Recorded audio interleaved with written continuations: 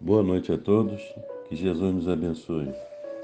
Do livro Lindos Casos de Chico Xavier, escrito por Ramiro Gama, a história de hoje é intitulada Prova de Isolamento.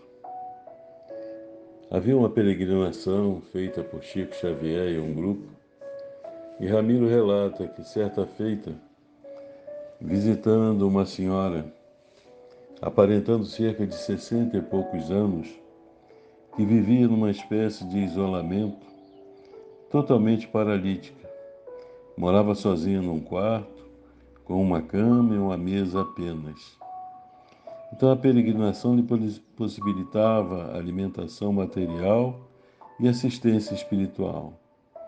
Tinha na fisionomia ares de nobreza, fazendo crer que havia sido figura importante em algum império. E o Chico traduz sua prova. Tratava-se de alguém que havia sido aia da imperatriz Teresa Cristina, esposa de Dom Pedro II, e havia desencarnado em 1884. Tendo como pessoa de confiança da imperatriz castigado exageradamente muitas escravas, colocando-as em cubículos escuros por vários meses, com alimentação de água e pão. Quando acordou na espiritualidade, verificou a enormidade dos seus crimes e pediu, em arrependimento, a oportunidade de se redimir, de cumprir uma tarefa semelhante a essa, uma prova de isolamento, para que sentisse na pele aquilo que havia feito as escravas sentirem. E por esse motivo, passou a viver daquela forma, com limitações físicas, morando sozinha, num total isolamento. Em algumas ocasiões chegou mesmo a pensar no suicídio. Mas, nesse instante, pela bondade divina, o espírito de Dom Pedro II e Teresa Cristina lhe apareciam e orientava para que não fizesse aquilo, pois que a sua prova estava tendo bom êxito e ela logo, logo seria finalizada. Assim, a nossa irmã retornaria ao mundo espiritual e aquelas que haviam sido suas inimigas tornar-se-iam suas amigas.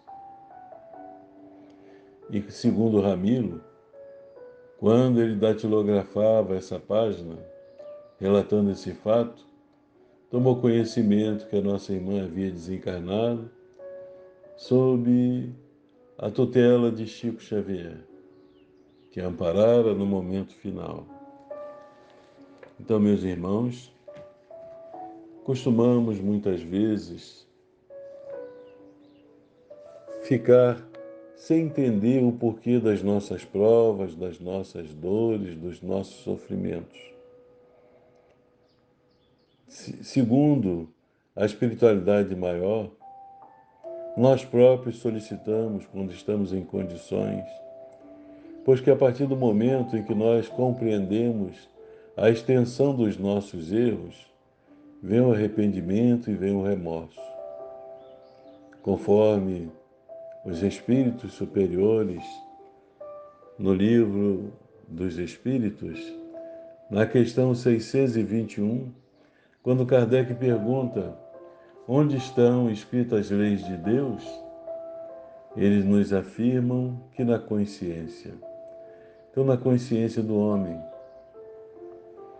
nós, à medida que vamos evoluindo, à medida que vamos tendo noção da realidade da vida, do mecanismo da vida, e percebemos a extensão dos nossos erros, nós nos arrependemos, vem o remorso e o desejo de consertar tudo aquilo que fizemos, de nos redimirmos perante aquele a quem ofendemos, a quem magoamos, a quem prejudicamos. E esse sentimento é tão terrível que a pessoa faria qualquer coisa para superá-lo, para se libertar desse remorso, Segundo os espíritos benfeitores, não existe coisa pior para a pessoa passar do que o remorso. Então, meus irmãos, mergulhamos na matéria para recomeçarmos. E certamente em algum momento da nossa trajetória, vamos ter que estar diante do quadro que nós solicitamos. É claro que a solicitação vem daqueles espíritos que já estão conscientes.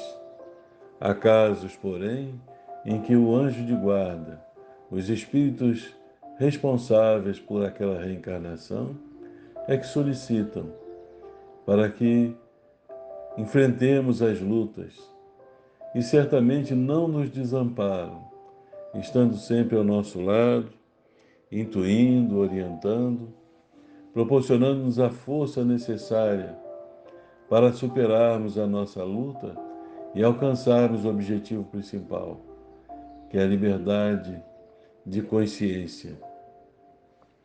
E assim, meus irmãos, não nos queixemos diante da prova mais dura, mais difícil, que precisarmos enfrentar. São benefícios, são verdadeiros remédios. A própria enfermidade que muitas vezes enfrentamos também estão nessa possibilidade de libertação para o nosso crescimento espiritual. Avancemos então, fazendo o melhor que estiver ao nosso alcance, aproveitando para praticarmos o bem, ajudarmos ao nosso próximo. Tudo isso é remédio para o nosso espírito, para que superemos as nossas limitações. Estamos em marcha.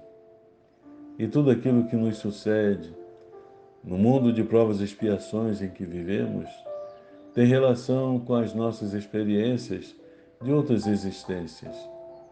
Aquilo que nós semeamos é que estamos a colher nesse mundo atual. Libertemo-nos, pois, com calma, com resignação, consciente de que Deus não nos desampara e que os Espíritos benfeitores nos assistem, nos inspiram, nos ajudam, nos dando as mãos para a nossa caminhada. Vençamos, fazendo o melhor que estiver ao nosso alcance, sem reclamarmos. Muita paz a todos, que Jesus nos abençoe sempre, esteja sempre conosco em nossas mentes e em nossos corações. Que Deus nos abençoe.